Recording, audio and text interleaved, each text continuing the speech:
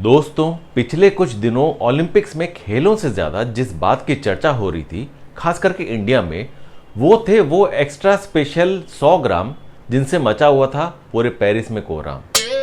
चाय की टपरी से लेके न्यूज चैनल्स तक, ऑफिस लंच टेबल से लेके न्यूज़पेपर्स तक, किट्टी पार्टी से लेके पॉलिटिकल पार्टीज तक सभी मिलके अपनी राय देने लगे। ऐसे में अभिषेक की पत्नी कंफ्यूज हो गई कि वो कहाँ जाए। उनका नाम ही ऐश्वर्या राय है।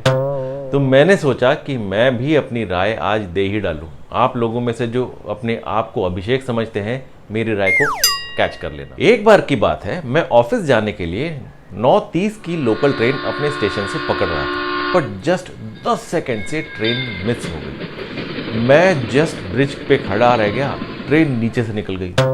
मुझे बड़ा दुख हुआ दोस्तों, और दिल में एक आवाज़ सी आई, 10 सेकंड्स की कीमत तुम क्या जानो रमेश बाबू।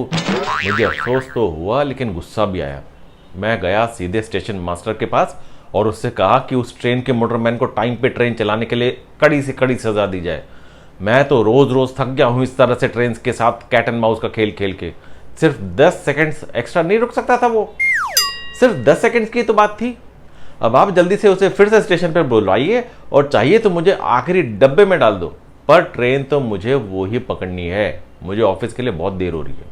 मेरी सारी बातें स्टेशन मास्टर ने ध्यान से चुपचाप सुनी और उसके बाद उसने सिर्फ एक ही बात कही, आप हमें CAS और अपने आप को विनेश फोगाट समझ लिए हो का? कितना सेंटीमेंट आ रहे हो बे? वो लड़की सुपरस्टार है और आप धरती का भार हैं।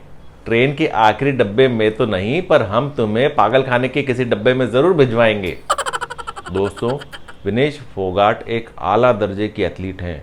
दुनिया भर के बड़े से बड़े रेसलर्स भी इनके साथ रेसलिंग करने से डरते हैं। देश में इनकी बहुत रिस्पेक्ट है और होनी भी चाहिए। आखिर इनके हर प्रयास में अथक मेहनत जो छुपी होती है। मैं रेसलिंग के नियम कानून इतने ज़्यादा नहीं जानता दोस्तों।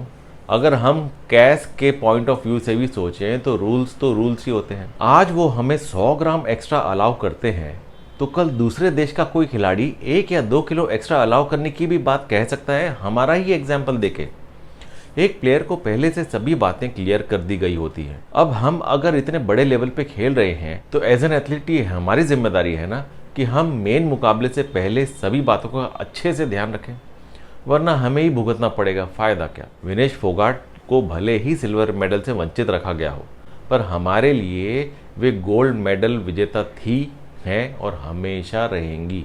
जहां तक कैश रूलिंग की बात है, आई थिंक इस पूरे एपिसोड में किसी तरह का फाउल प्ले ढूंढने के बजाय एज अ रिस्पॉन्सिबल एथलीट के साथ साथ उनके चाहने वाले हम सभी देशवासियों को इस घटना से सबक लेकर आगे बढ़ना चाहिए। वरना मेरे जैसे कई पैसेंजर्स 10-10 सेकंड्स करके ट्रेन को प्लेटफॉर्म से आगे बढ़ने ही नहीं देंगे और ट्रेन सुबह से रात तक वहीं खड़ी रहेगी। सच्ची में आपकी कसम, इस बार एम आई बकबक नहीं कर रहा मैं।